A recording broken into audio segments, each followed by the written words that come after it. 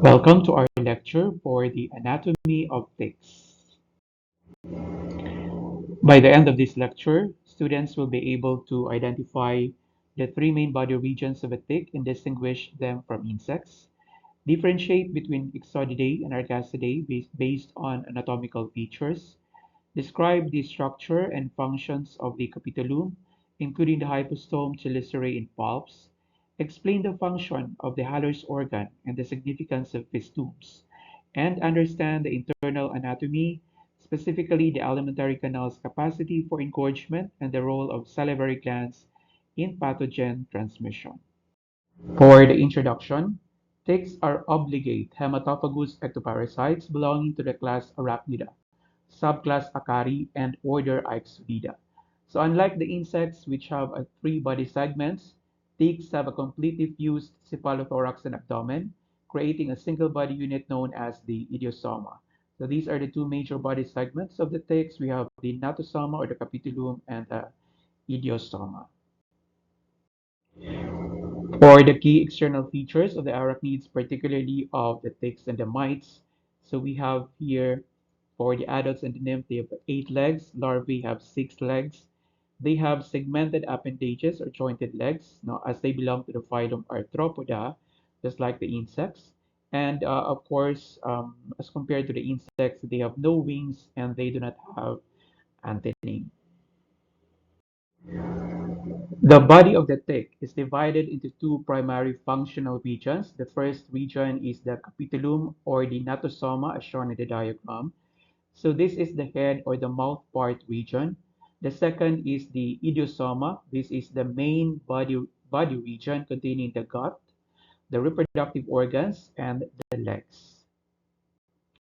As shown in the diagram, the capitulum consists of several structures anchored to the idiosoma by the bases capituli. It is crucial for anchoring to the host and feeding. The major parts of the capitulum consist of the chelicerae, the hypostome, and the palps, or the pedipalps as shown in the diagram. So chelicerae is a pair of sharp serrated knife-like structures that cut through the skin to create an opening during blood feeding. It is not directly as shown in the diagram, but the chelicerae is located at the top of the hypostome. The hypostome is a median rod-like structure armed with backward-pointing barbs, which acts as the feeding tube and anchors the tick into the host skin. And we also have the palps or the pedipalps, which are sensory structures that detect cues.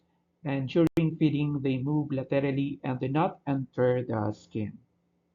Another important structure of the tick is the salivary gland, as shown in the diagram.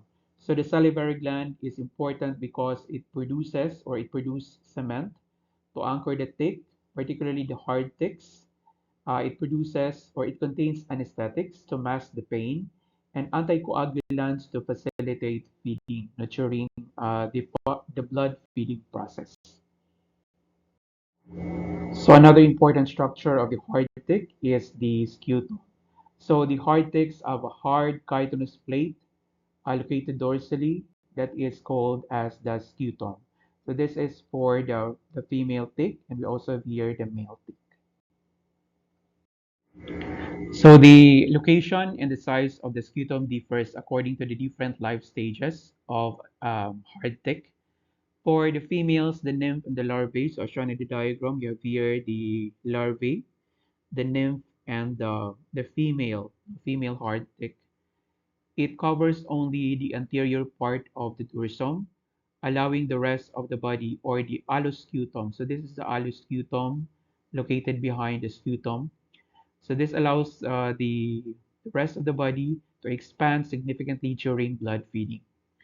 For the males, as shown in the diagram, it covers the entire dorsal surface, limiting the expansion. So for the sexual dimorphism, now for the scutum, we have the term conscutum. This refers to the shield in male hard ticks. It covers the entire dorsal surface of the abdomen, allowing for a rigid, full body plate, as shown in the diagram. So this is the male dorsal hard tick, so showing the conscutum. For the alloscutum, so we also have another term, the alloscutum. The alloscutum refers to the soft, expandable portion of the dorsal body in the female hard ticks that is not covered by the scutum. So as shown in the diagram, you have here the scutum, and below that is the alloscutum. So this is the part that is not covered by the scutum. Another important structure for the tick is the genital aperture. So this is also known as the genital pore. So in terms of the location, the genital pore is located on the ventral surface of the tick's body, as shown in the diagram. So this is the genital aperture. It is typically positioned between the second and the third pair of legs, and it is only found in adult ticks, while the larvae and the nymphs do not have a fully developed genital aperture because, again, only the adult is capable of reproduction. So in females, the aperture is the site where the male tick inserts his mouthparts to stimulate the female in deposit as spermatophore or the sperm sac. So one aspect that differentiates the hard tick from the soft tick is the location of the capitulum. So in terms of the location of the capitulum of the hard tick, so this is located anteriorly. So this is visible from the above. Another important structure is the festoons. These are small rounded areas separated by grooves on the posterior margin of some hard ticks. Example is the Rhipicephalus SPP. So we can see here the presence of festoons, and these are important. Now, this is very important for the identification of the ticks. Another very important structure for identification is the anal groove. This is used in identification. Now, of course, it is located beside the anus. So the anal groove, for example, in the Ixodis is located anterior to the anus. So as shown in the diagram, the Ixodis ticks is differentiated from the rest of the other hard ticks because the anal groove is located anterior to the anus. While for the other ticks, it is located posterior to the anus. It's just like in this diagram, the anal groove is located posterior to the anus because this is not an Ixodis tick, but this is a Rhipicephalus tick. We also have the eyes. So as shown in the diagram, so these can be present or absent along the edges of the scutum.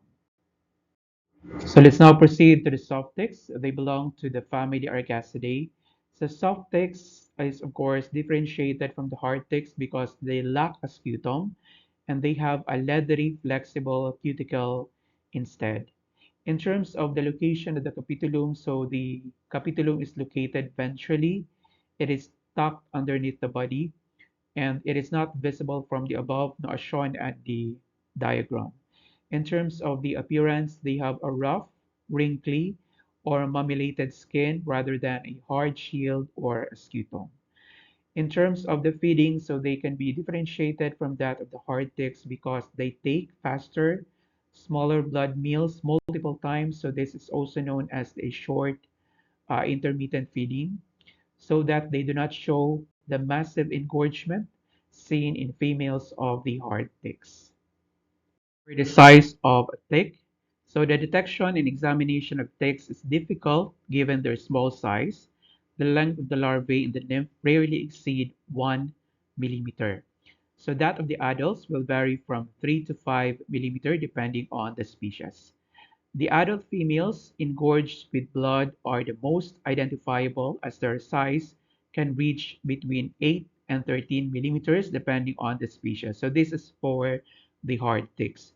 As shown in the diagram, you have here the size of the different species of the unengorged female ticks. This is for the hard ticks. The diagram shows the size of the Ixodis capillaris tick according to the stage of development and level of engorgement. So from the smallest to the largest, we have the larva, the nymph, the male, the unengorged female, and the engorged female, now as shown in the diagram. So of course, the largest is the engorged female. And the distance between each line on the scale is 1 millimeter. So the Ixodis capillaris is an example of a hard tick.